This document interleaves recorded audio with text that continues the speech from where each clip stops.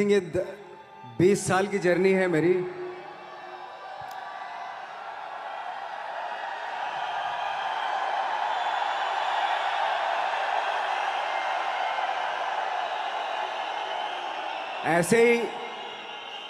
ऐसे जब 20 साल पहले मैं खड़ा हुआ था ऐसे किसी ऑफिस में जाके, तो मुझसे पूछा गया था कि क्या है। किसी डायरेक्टर के असिस्टेंट ने पूछा था क्या है।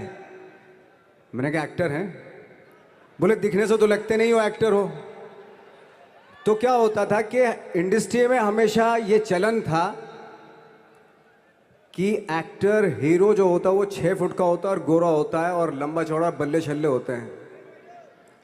मतलब हम तो बस ऐसे ही चले गए थे, ऐसा ऐसा ऐसा समझता था वो। और शिप्रा, मैं ये आपको यकीन दिलाना चाहता हूँ इस चीज़ का कि मेरे खुद के रिश्तेदारों ने भी, जब मैंने उनसे इच्छा जाहिर की कि मैं एक्टर बनना चाहता हूँ, तो उन्होंने भी मुझे डीमोरलाइज किया कि पहले शक्ल तो देख ले अपनी। क्योंकि 5 फुट का छोटा पतला दुबला सा आदमी, काला कलूटा, मुझे खुद को पता नहीं था कि इंडस्ट्री में मेरा क्या हाल होगा। बट एक जिद थी, एक जिद थी। और हजारों लाखों, मतलब सालों साल से इंडस्ट्री में सिर्फ यही चलन था कि एक्टर तो, हीरो तो जो है ऐसा होता है। लेकिन इन सब ऑड सिचुएशंस के बावजूद भी गए। लेकिन एक चीज़ मेरे दिमाग में थी कि जो सब कर रहे हैं वो नहीं करना है, तो अलग क्या करूं, अलग क्या होना चाहिए। उसके लिए ट्रेनिंग की ज़रूरत थी, जो मैंने नेशनल स्कूल ऑफ ड्रामा में आके ट्रेनिंग ली। 3 साल मैंने एक्टिंग की पढ़ाई की वहाँ पे, और अपनी एक क्राफ्ट के बारे में समझा कि एक्चुअली इस पर्सनैलिटी में अगर मैं लोगों को इम्प्रेस करना चाहता हूँ, उसके लिए एजुकेशन की बहुत ज़रूरत है। या जो भी आप काम कर रहे हो उसमें क्राफ्ट, उसका एक्सपर्ट होना बहुत ज़रूरी होता है। ऐसे ही हवा में नहीं कि जैसे पहले होता था, अरे यार तो बहुत खूबसूरत दिखता है, फिल्मों में जाके काम करना शुरू कर दे। ऐसा नहीं, किसी चीज़ को बारीकी से जानना, उसके लिए ट्रेनिंग की, एक्सपर्ट्स की, एक्सपीरियंस की ज़रूरत होती है। तो मैंने ट्रेनिंग ली नेशनल स्कूल ऑफ ड्रामा से, और 2000 में मैं पहुंच गया मुंबई। मुंबई पहुंचने के बाद जब हम किसी ऑफिस में जाते थे, आई थिंक उससे पहले चलन नहीं था बिल्कुल भी। हम लोग गए, जैसे मैंने बताया कि ऑफिस में खड़े हो के, भाई हम एक्टर हैं, काम दोगे क्या। तो बोले पहले हुलिया तो देख अपना तू।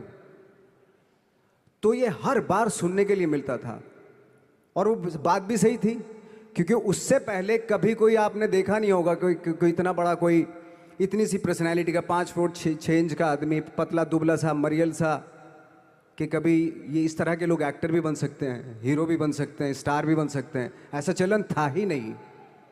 मैं कॉन्फिडेंट था बिकॉज ऑफ माई ट्रेनिंग। मैंने ट्रेनिंग ली थी और अपनी क्राफ्ट के बारे में बहुत अच्छे से जानता था मैं, और उस चीज़ का सिर्फ कॉन्फिडेंस था मुझे कि आज नहीं तो कल, कल नहीं तो परसों, या 10 साल या 20 साल या 30 साल के बाद नंबर ज़रूर आएगा मेरा। मैंने कभी भी अपने को टारगेट नहीं किया, टारगेट नहीं दिया मैंने कि अगर 2 साल ट्राई करके देखता हूँ, उसमें अगर हो गया तो ठीक है, वरना कोई दूसरा फील्ड अपना लूँगा। ऐसा कभी नहीं। जिस चीज़ का पैशन होता है, जज्बा होता है, अगर आप दिल से चाह लो ना, तो पूरी दुनिया झुक जाती है उसके ऊपर। उसको पूरा करने के लिए पूरी कायनात एक हो जाती है कि इस आदमी की जिद के लिए, इस आदमी की जिद के आगे झुकना पड़ेगा, और पूरी दुनिया झुकती है आपकी जिद के आगे। लेकिन आपको जिद्दी होना पड़ता है, आपको बहुत सारे सेक्रीफाइस भी करने पड़ते हैं, क्योंकि ये आपने चाहा है। परीक्षा देनी पड़ती है आपको, जितना बड़ा इम्तहान होगा उतनी बड़ी परीक्षा भी देनी पड़ेगी। आसान काम नहीं है। छोटे छोटे टारगेट बनाएंगे तो छोटों में निपटारा हो जाएगा। हमेशा अपने आप को टारगेट बढ़ा दो। तो उसके लिए हमेशा अपने आप को अनकंफर्ट जोन में डालो, कि जो इम्पॉसिबल है उसको पॉसिबल करने की शिद्दत, पैशन आपके अंदर होना चाहिए, वो हो जाता है। आज जो दुनिया में इतने सारे एक्सपेरिमेंट हुए हैं, ये सिर्फ इसी बिना पे हुए हैं, पागलपन के जरिए ही हुए हैं ये सारे एक्सपेरिमेंट। एक एक मैंने कहीं सुना था कि जब आप एक्सपेरिमेंट करते हैं तो फेलियर भी होते हैं, कई बार फेलियर होते हैं। कोई एक एक्सपेरिमेंट करने के लिए, कोई एक चीज़ करने के लिए बहुत बार हमने भी झेला है, बहुत बार फेलियर हुए हम लोग। लेकिन एटलीस्ट हमें इतने सारे फेलियर होने से इतने तरीके पता चले कि इन तरीकों से सक्सेस नहीं मिल सकती। फॉर एग्जाम्पल, एडिसन ने जब बल्ब का आविष्कार किया तो 100 बार एक्सपेरिमेंट किए अपनी ज़िंदगी में। 100 बार एक्सपेरिमेंट करने के बाद जब उसको पता चला कि अरे फॉर्मूला तो ये था बल्ब बनाने का, तो एटलीस्ट उसको ये, उसके साथ साथ उसको ये भी पता चला कि 100 जो तरीके हैं, 100 तरीकों से बल्ब नहीं बनता, ये भी पता चला उन फेलियर्स में उसको।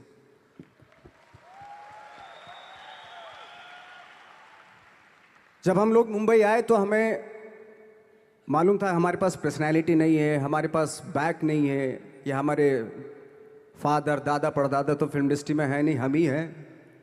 तो हमें क्या करना चाहिए? इसलिए लोगों के बीच में घुसे रहते थे, आम लोगों के बीच में घुसे रहते थे, उनका एक्सपीरियंस सुनते थे, उनको ऑब्जर्व करते थे। तो आई थिंक मेरे पास 15 साल तक, 10-12 साल तक कोई काम नहीं था। जैसे आपने बताया कि बहुत ही 10-10 सेकंड के रोल करके घर में आके बैठ जाता, तो पूरे साल खाली बैठे रहते थे हम लोग। लेकिन एक चीज़ थी कि लोगों के बीच में रहते थे। लोगों के बीच में रहने से ये एहसास हुआ हमें कि तरह तरह के लोग हैं, लेकिन हमारी इंडस्ट्री में सिर्फ एक ही तरह की एक्टिंग होती है। हजारों करोड़ों लोग हैं इस दुनिया में, लेकिन एक्टिंग सिर्फ एक ही तरीके से होती है हमारे यहाँ।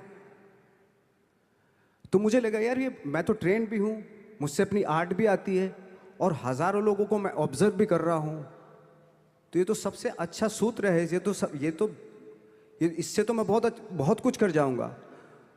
तो जब ये सूत्र पता चला मुझे कि अब मैं ये जो हजारों लोगों को मैंने ऑब्जर्व किया है, अब जब भी मुझे कोई रोल मिलेगा उन्हीं में से वो एक इंसान होगा।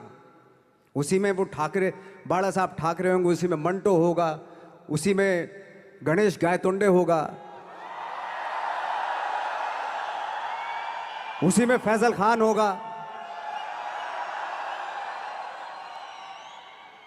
उसी में माजूमदार साहब होंगे। तो इस तरह के, ये कब हुआ? जब हमने लोगों को ऑब्जर्व करना शुरू किया, लोगों के बीच में रहे।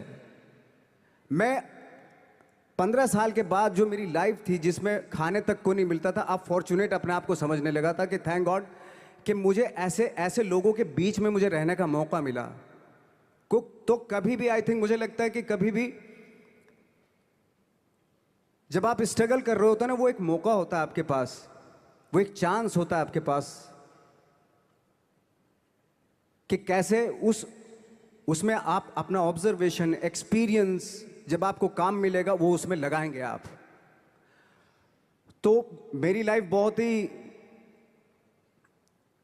आज जब मैं सोचता हूँ कि यार ये तो बहुत ही अच्छा हुआ, तो जो 15, 10, 12 साल मैंने बिना काम के गुजारे, जो लोगों के बीच में रहा था मैं, आज वो काम आ रहा है मेरे। जहाँ ज़रा सा कोई कैरेक्टर मिलता है तो आदमी इसलिए कनेक्ट करता है उनसे कि उनको लगता है कि यार ये तो मेरे पड़ोस का ही, आसपास का ही ये बंदा है। मैंने देखे हैं इस तरह के लोग। आई थिंक यही हमारी सबसे बड़ी जीत है as an actor.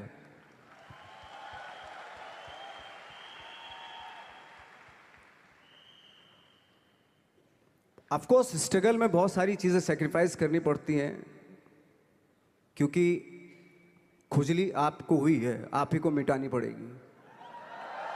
You know, आप जो आप हैं वो आपने बनना चाहा था, और अगर डिसअपॉइंटमेंट आ रहे हैं तो आप तो कंप्लेन भी नहीं कर सकते, क्योंकि आप ही ने चाहा था ये बनना।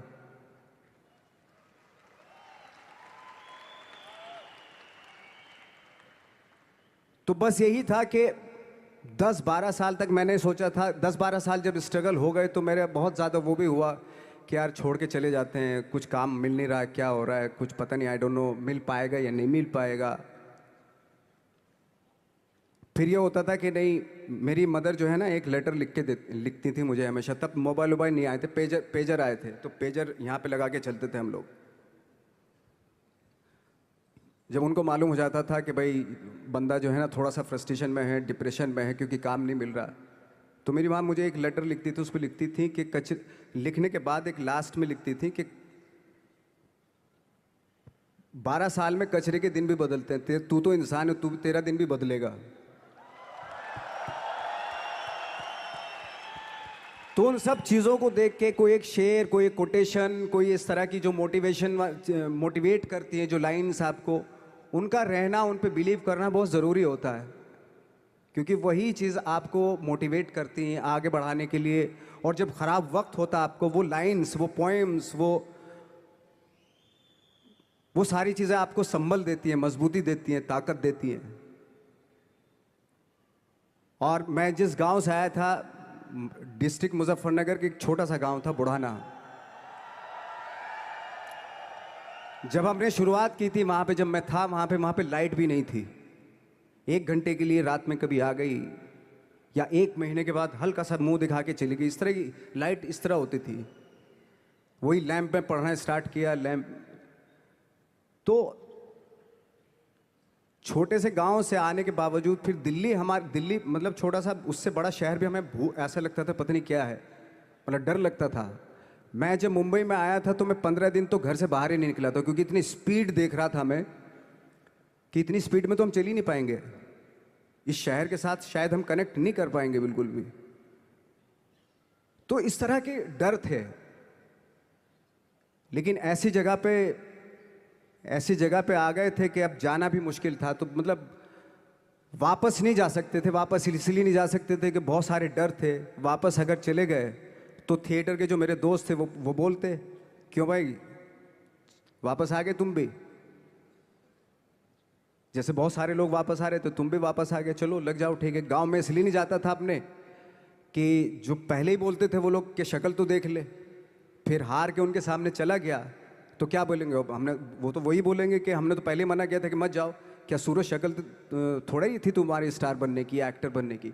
तो ये बहुत सारे डर थे जिसकी वजह से मैं अपने ना तो गांव जाता था, ना जहाँ से ट्रेनिंग ली थी दिल्ली से, ना वहाँ जाता था। मैंने जो भी है मरना जीना मुंबई में ही होगा। रही बात सक्सेस की, सक्सेस अगर 30 साल बाद भी मिलेगी उसके लिए भी मतलब तैयार रहना चाहिए। सक्सेस की कोई डेट नहीं होती, कोई तारीख नहीं होती, कोई टारगेट नहीं होता कि इतने ही दिनों में मिल जाएगी। इंसान का काम होता है, आई थिंक मुझे लगता है कि मेरे हिसाब से मुझे लगता है कि लाइफ ना हमेशा अपने आप को लाइफ में पुश करते रहो, और पैशन के साथ जिस भी आप काम में हो, जो भी आप काम कर रहे हैं उसमें पैशन के साथ लगे रहना बहुत ज़रूरी होता है। क्योंकि पैशन से क्या होता है, जिस भी आप फील्ड में होते हैं उसकी डिटेलिंग्स मिलनी शुरू होती है। जैसे जब आप समंदर में देखते हैं, समंदर की जब गोता मारते हैं, नीचे जाते हैं तो आपको एक धीरे धीरे बहुत कुछ दिखाई देना शुरू। ऐसी आपका भी फील्ड है, कोई भी हर फील्ड ऐसा ही होता है, उसमें असीम संभावनाएं होती हैं, इतनी पॉसिबिलिटीज होती हैं कि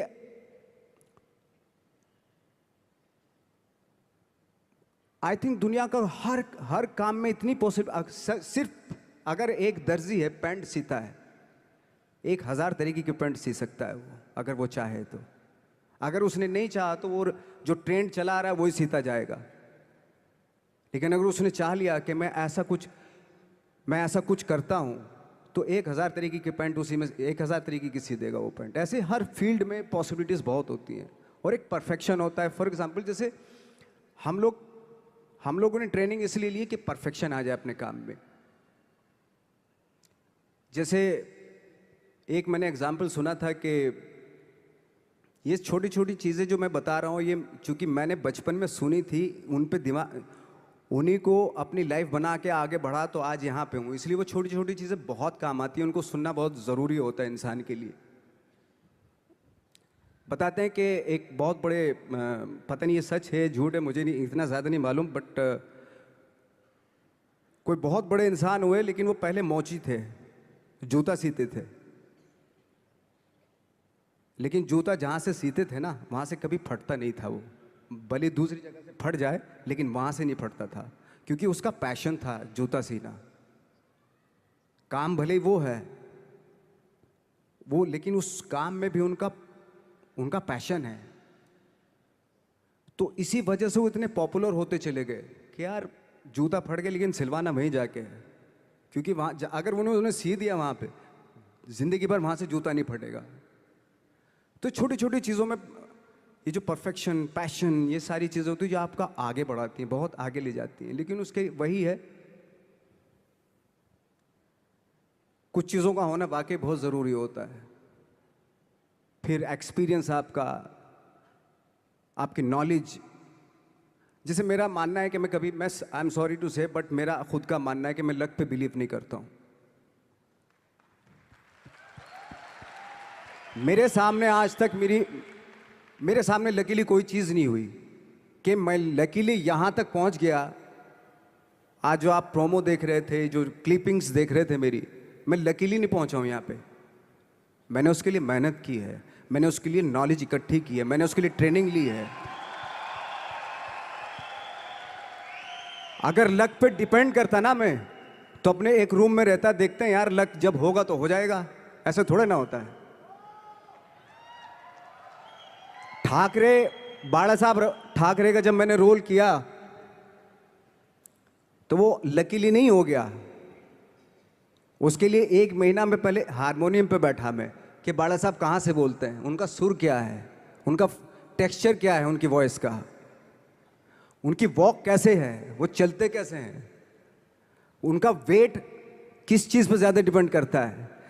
हर आदमी का जो वेट होता है, किसी का थाइस पे होता है, किसी का फुट पे होता है, किसी का बट पे होता है वेट, किसी का कमर पे होता है। हर आदमी का एक वेट शिफ्ट करने का एक अलग तरीका होता है। तो हम लोग इतनी डिटेल में जाते थे कि बाड़ा साहब किन चीज़ों पे वेट कर रख के चलते हैं, ऐसे चलते हैं, कोई या तो ऐसे चलते हैं या ऐसे चलते हैं, ये इस तरह की बहुत सारी डिटेल होती हैं। जब आप जाते हैं तो बहुत सारी चीज़ें पता चलते हैं। मेरे सामने इतने चैलेंज थे जब मैं बाड़ा साहब का रोल कर रहा था, तो वो मिमिक्री भी नहीं होनी चाहिए, कॉपी भी ना हो।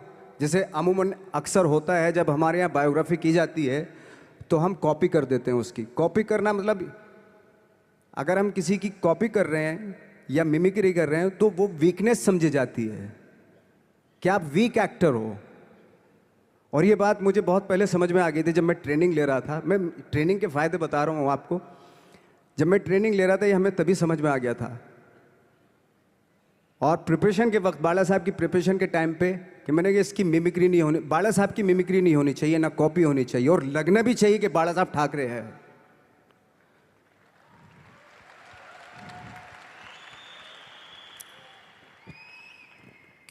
क्योंकि चैलेंज ये था कि हजारों लाखों वीडियोस हैं बाला साहब ठाकरे के, हर आदमी ने देखे हुए हैं, सब ने देखे कि बाला साहब कैसे बोलते हैं, कैसे हाथ को ऐसे ले जाते हैं। एक बार ये हुआ था कि मैं जब इसकी शूटिंग कर रहा था,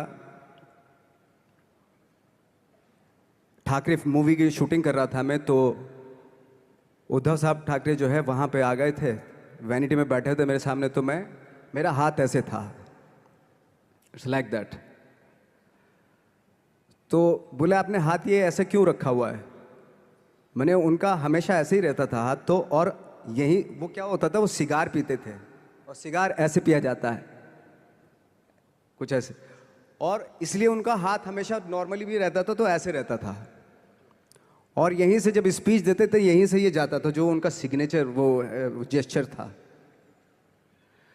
तो वो शॉक्ड हो गए कि इतनी डिटेलिंग आपने ली है। तो जब फिल्म देखी उन्होंने, तो फिल्म देखने के बाद उनको रियलाइज़ हुआ कि वाकई बहुत स्टडी की है नवाज ने उनके बाड़ा साहब के ऊपर। तो मुझे खुशी हुई थी कि थैंक गॉड कि ये सारा किस लिए हो रहा है, पैशन की वजह से हो रहा है। एक पैशन है, उसके बाद आपका एक्सपीरियंस है, आपकी नॉलेज है, आपकी ट्रेनिंग है,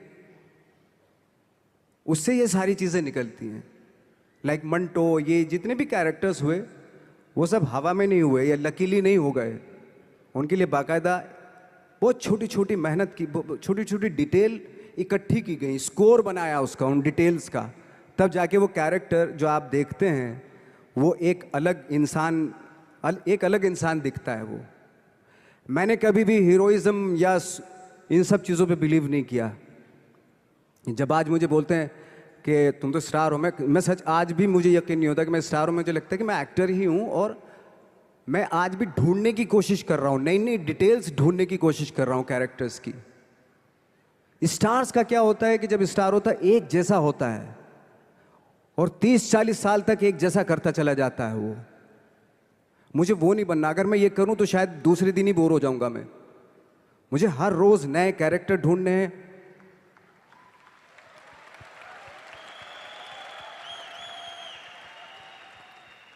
लोगों के बीच में रहना है, क्योंकि लोगों ये बीच में रहने से बहुत सारी चीजें मिलती हैं। मैंने एक रोल किया था लंच बॉक्स में, पता नहीं कितने लोगों ने देखी वो फिल्म, मुझे नहीं मालूम।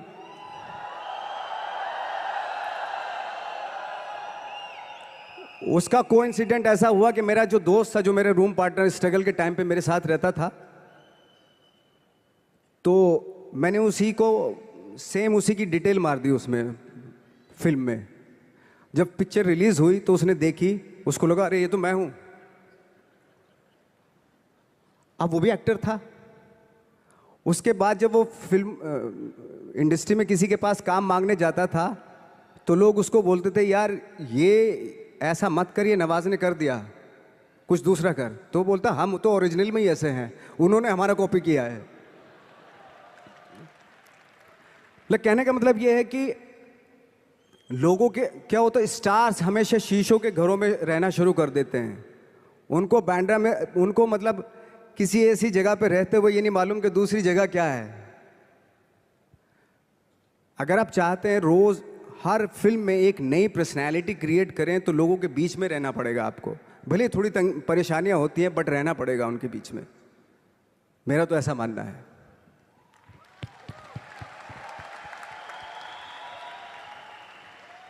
नवाज, आप बहुत छोटे से शहर से हैं, डिस्ट्रिक्ट मुजफ्फरनगर। यहाँ पे बहुत सारे लोग ऐसे बैठे हैं जो बहुत सारी सिटीज़ से हैं actually, major cities like Delhi, Bangalore, Hyderabad, Pune, Chennai, Nepal. और इन सब चीज़ों के बीच में बड़े शहरों की बहुत सारी फैसिलिटीज़ हैं, बहुत सारे आराम हैं। जबकि आपके शहर या जिस शहर से मैं हूँ, जहाँ पे एजुकेशन भी नहीं मिलती है, जहाँ पे खाना पीना, जैसे आपने बोला बिजली, कोई भरोसा नहीं होता कब आएगी, जाना तो नॉर्मल है। हाँ, तो वहाँ पे उस छोटे से शहर में रह के एक परिवार में जहाँ पे कभी किसी ने एक्टिंग के बारे में दूर दूर तक नहीं सोचा था, और आप 8 भाई बहन हैं, सबके साथ रह के परिवार में परिवार का चीज़ करने की जगह एक अलग से ये जो थॉट आया था अलग से कि मैं एक्टिंग करूँगा, और वो भी काफ़ी दिन बाद जब आपने जॉब भी कर ली उसके बाद, तो जब वो थॉट आया तो परिवार ने आपको सपोर्ट किया। और अगर रिश्तेदारों ने, जैसे आपने बोला कि कहा, तो आपके दिमाग में उस समय क्या चलता था? मेरे दिमाग में ये तो नहीं आया था कि मुझे एक्टर बनना है, बट इतना ज़रूर था कि कुछ तो नया करना है। क्या करूँगा मुझे नहीं आइडिया था। जो सब लोग करते हैं जो वो नहीं, कुछ अलग करना है मुझे। लेकिन मुझे ये नहीं मालूम था कि मुझे एक्टिंग करनी है। और इसीलिए मुझे लगता है आज जब मैं सोचता हूँ कि अगर मैं किसी भी फील्ड में होता, एक्टिंग के अलावा किसी भी फील्ड में होता, तो मैं एक्सपेरिमेंटल ज़रूर होता। क्योंकि मुझे आदत थी कि मुझे जो ट्रेंड चल रहा है उसके अगेंस्ट, मैं बहुत रिबेलियस था, रिबेलियस किस्म का इंसान हूँ मैं, आज भी हूँ, रहूँगा।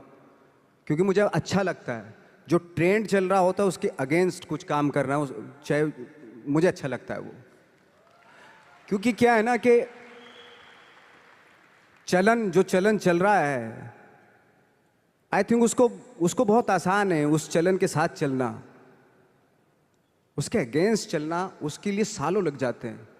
बीच बीच में आपको ये भी लगता है कि यार शायद पॉसिबल नहीं है। लेकिन जब पॉसिबल होता है ना, तो तब बड़ा अच्छा लगता है। तब ये जैसे आज मुझे फील हो रहा है ना, तब